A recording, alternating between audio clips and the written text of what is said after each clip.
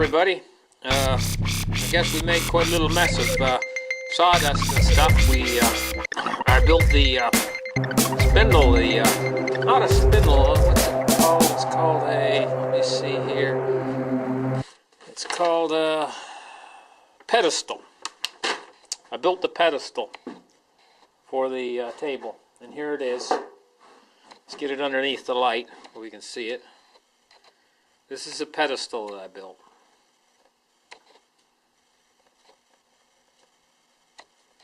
And it came out rather well. The pedestal did. It was about an hour's turning on the lathe.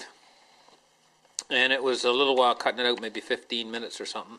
But now when I got down to cutting these dovetails in the first one, I tried to slot it. I'll get in here close so you can look. And you can see what the router did.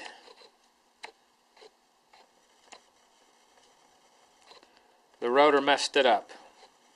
The very first cut. All that work down the toilet.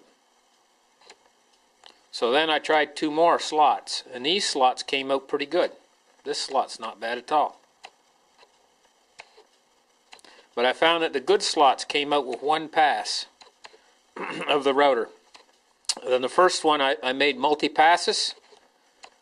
It didn't work so good. But when I made just one single pass, like here, I got a pretty nice cut. But the width and the depth are not correct. So it was more or less a test cut. So this test cut and this test cut came out good. So I'm going to work with that. I'm taking note of that. The router I was using was this guy right here. This little router is what I was using. And it runs at how many amps? I think it's 7 or 8 amps, something like that. I'm not sure exactly what it is. 25,000 RPM. Ah, there it is, 9 amps. It's right on it, 9 amps.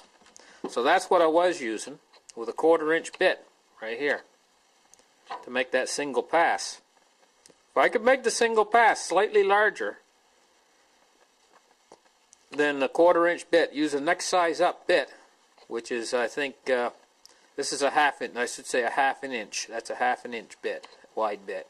If I use the next size up, which is probably a 5/8 inch bit, a little bit more powerful router will make it in one pass, because if that router could make that in one pass. So here's what we're looking at. I got another router here. This thing's a beast. Simply put, I'm going to call it a beast. It's a Makita. It's not a real big rotor, but it's a heavy rotor, and it's powerful. It is 14 amps. 1,500 watts it takes to run it. 14 amps. And when you hit the on switch on this baby, she's on. She means business. And so she'll push that bit through there in one pass. I just have to back it in and back it out, back it in and back it out a little bit. So we don't need much more. If you look at this tenon, this cut here, this dovetail, what you'll see is that it doesn't need to be that much wider to be effective. It's a 1/4 inch wide right there. Just get a little bit more wood to catch in there, and it can be made in one pass. So that's what I'm thinking. I'm thinking to get a bit that I can make it in one pass and use this big heavy Makita router, push it through with a new jig in one pass. And I think that that's going to be my ticket to really nice joints for this spindle, because I'm not having any trouble building the spindle on the lathe. The spindle's coming out real nice on the lathe. So the trouble I'm having is in these is cutting these tenons, these mortising.